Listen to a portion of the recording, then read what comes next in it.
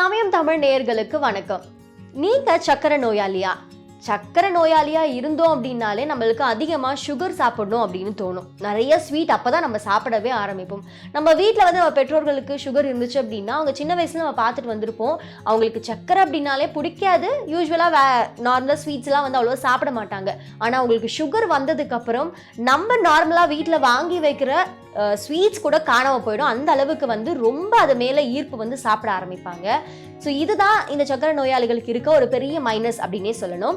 இந்த சர்க்கரை நோய் அப்படிங்கிறது என்ன அப்படின்னா, நம்மளோட பிளட்ல இருக்கக்கூடிய அந்த சர்க்கரையோட அளவு சரியா இருக்கிறத விட கொஞ்சம் அதிகமா இருக்கிறதும் கம்மியா இருக்கிறதுக்கான பேர் தான் வந்து சர்க்கரை நோய்னு சொல்லுவோம். ஸோ நம்மளோட பிளட் சுகர் லெவல் அதிகமாக இருக்கிறதுனால நம்ம சில ஜூஸஸ்லாம் வந்து அவாய்ட் பண்ணுவோம். வெளியில் போகும்போது சிலர் வந்து ஏதாவது சாப்பிட்றதுக்கும் வந்து தயங்குவாங்க, அவாய்ட் பண்ணுவாங்க. சிலர் அதெல்லாம் வந்து அப்போ தான் ஆசைப்பட்டு அதிகமாக குடிப்பாங்க. ஸோ நீங்கள் எல்லாம் ஆல்டர்னேட்டிவாக வீட்டில் செய்யக்கூடிய ஆரோக்கியமான நம்மளோட பிளட் சுகர் லெவலை வந்து கண்ட்ரோல் பண்ணக்கூடிய ஜூஸ்லாம் வந்து சிலது ரெடி பண்ணி நீங்கள் குடிக்கலாம். அப்படி என்னென்ன ஜூஸ்லாம் இருக்குது அப்படிங்கிறத பார்க்கலாம்.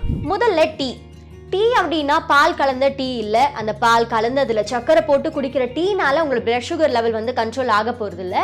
அதுக்கு பதிலாக நீங்கள் குடிக்க வேண்டிய டீ என்ன அப்படின்னா கிரீன் டீயும் பிளாக் டீயும். இது வந்து மருத்துவர்கள் பரிந்துரை பண்ணுற ஒரு விஷயம்தான். ஸோ நீங்கள் இந்த பிளாக் டீ கிரீன் டீ குடிக்கும் போது அதில் சக்கரை சேர்க்கலை அப்படிங்கிறத உறுதிப்படுத்திட்டு குடிக்கணும். இரண்டாவதா மூலிகை டீ.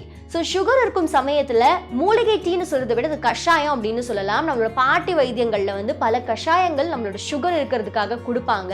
அந்த மாதிரியான கஷாயங்களை வந்து நீங்கள் தேர்ந்தெடுத்து குடிச்சிட்டு வரும்போது உங்களோட பாடியில் இருக்க பிளட் சுகர் லெவல் வந்து கண்ட்ரோல் ஆகும்.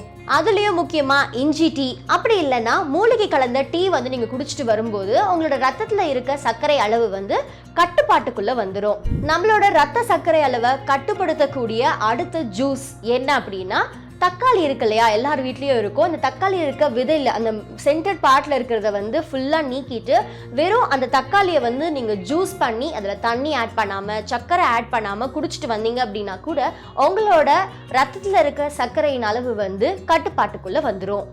அடுத்ததான் ஆரஞ்சு ஜூஸ். ஆரஞ்சு ஜூஸில் ஆன்டி ஆக்சிடென்ட் அதிகமாக இருக்குது, அதோட ஃபைபர் அதிகமாக இருக்குது. ஸோ சுகர் இருக்கவங்க வந்து யூஸ்வலாகவே கார்போஹைட்ரேட்ஸ் அதிகமாக எடுத்துக்கக்கூடாது. அதுக்கு பதிலாக ஃபைபர் அந்த மாதிரியான கண்டென்ட்ஸ் தான் நீங்கள் எடுத்துக்கணும். அதை தான் நம்ம வந்து எஸ்பெஷலி அவாய்ட் பண்ணுவோம். ஸோ ஆரஞ்சு ஜூஸை வந்து தினமும் ஒரு பாதி கிளாஸ் ஆச்சும் நீங்கள் குடிச்சிட்டு வந்தீங்க அப்படின்னா உங்களோட ரத்தத்தில் இருக்க சர்க்கரையின் அளவு வந்து கட்டுப்பாட்டுக்குள்ளே வந்துடும். அடுத்து மாதுளை. இந்த மாதுளை வந்து சாப்பிட்றதுக்கு சுகர் பேஷண்ட்ஸ் பயங்கரமாக பயப்படுவாங்க. ஏன்னா அவங்களோட ரத்த சர்க்கரை அளவு வந்து மாறிடுமோ அப்படின்னு சொல்லிட்டு.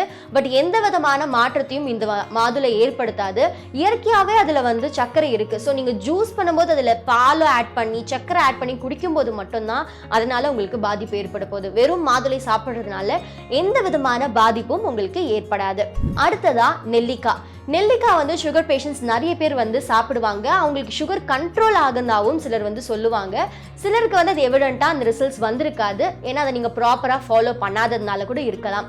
ஸோ நெல்லிக்காவை நல்லா காய வச்சுட்டு அதை பொடி பண்ணி அதை வந்து நீங்கள் தண்ணியில் கலந்தோ அப்படி இல்லைன்னா அது மூலயமா டீ எல்லாம் கூட சிலர் செய்வாங்க. அந்த மாதிரியான பானங்களை நீங்கள் குடிச்சிட்டு வந்தீங்க அப்படின்னா கூட உங்களோட ரத்த சர்க்கரை அளவு வந்து கட்டுப்பாட்டுக்குள்ளே வந்துடும். ஆனால் எதுவாக இருந்தாலும் சாப்பிட்றதுக்கு முன்னாடி குடிக்கிறதுக்கு முன்னாடி வந்து ஒரு சின்ன டெஸ்ட் பண்ணிக்கோங்க. உங்களுக்கு அது செட் ஆகுதா அப்படிங்கிற மாதிரியும். இல்லை நீங்கள் மந்த்லி செக்கப்போ இல்லை 3 months ஒன்ஸ் வந்து டாக்டர் கிட்ட செக்கப் போவீங்க இல்லையா, அந்த சமயத்தில் நீங்கள் இதை சாப்பிடலாமா சாப்பிடக்கூடாதா அப்படிங்கிறதையும் ஒரு தடவை கேட்டுக்கலாம். ஏன்னா நீங்கள் வந்து சுகர் பேஷண்ட்டாக இருக்கும்போது நம்ம டேப்லெட்ஸும் எடுத்துப்போம் இல்லையா, அந்த டேப்லெட்ஸ் எடுக்கிறதுக்கும் இது குடிக்கிறதுக்கும் சரியா இருக்குமா அப்படிங்கிறத விசாரிக்கிறது ரொம்பவே நல்லது. அடுத்து பசலைக்கீரை ஜூஸ். பசலைக்கீரையில இரும்பு சத்து அதிகமாக இருக்கு. ஸோ இந்த பசலைக்கீரை ஜூஸ் வந்து சின்ன கிளாஸாக இருந்தால் ஒரு கிளாஸும் பெரிய கிளாஸாக இருந்தால் அரை கிளாஸும் நீங்கள் குடிச்சிட்டு வந்தாலே போதும். உங்களோட பிளட் சுகர் லெவல் வந்து கண்ட்ரோலுக்கு வந்துடும். அது சிலர்லாம் வந்து இதை ஃபாலோ பண்ணுறது மூலயமாவே டேப்லெட்ஸ்லாம் அவாய்ட் பண்ணிட்டு அவங்களோட சுகரை கண்ட்ரோலுக்கு கொண்டு வந்திருக்காங்க. ஆனால் நான் முன்னாடியே சொன்ன மாதிரி நீங்கள் டாக்டர் கிட்ட ஒரு தடவை கன்சல்ட் பண்றது ரொம்பவே அவசியம். அடுத்ததா பாகற்காய் ஜூஸ். நம்மளோட பாடியில் இருக்க அதாவது பிளட்ல இருக்கிற அந்த குளுக்கோஸ் லெவலை வந்து பயங்கரமாக கம்மி பண்ணக்கூடியது தான் இந்த பாகற்காய் ஜூஸ்.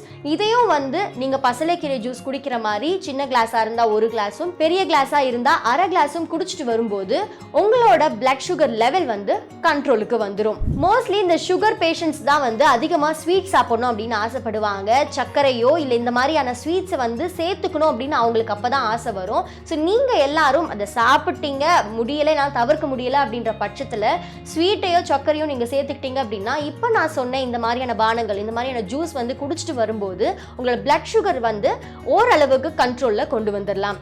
ஆனால் நான் முன்னாடியே சொன்ன மாதிரி டாக்டர் கிட்ட ஒரு தடவை கன்சல்ட் பண்ணிட்டு இந்த ஜூஸ் எல்லாம் நீங்கள் குடிக்கிறது ரொம்பவே நல்லது. இந்த வீடியோ உங்கள் எல்லாருக்குமே யூஸ்ஃபுல்லாக இருந்திருக்கும் அப்படின்னு நினைக்கிறேன். இன்னும் என்ன மாதிரியான வீடியோஸ் நீங்கள் எதிர்பார்த்துட்டு இருக்கீங்க அப்படிங்கிறத கமெண்ட் செக்ஷனில் சொல்லுங்க. இந்த வீடியோ உங்களுக்கு பிடிச்சிருந்தா இதை உங்கள் ஃப்ரெண்ட்ஸ் அண்ட் ஃபேமிலிக்கு ஷேர் பண்ணுங்க. மறக்காம சமயம் தமிழை சப்ஸ்கிரைபும் பண்ணுங்க.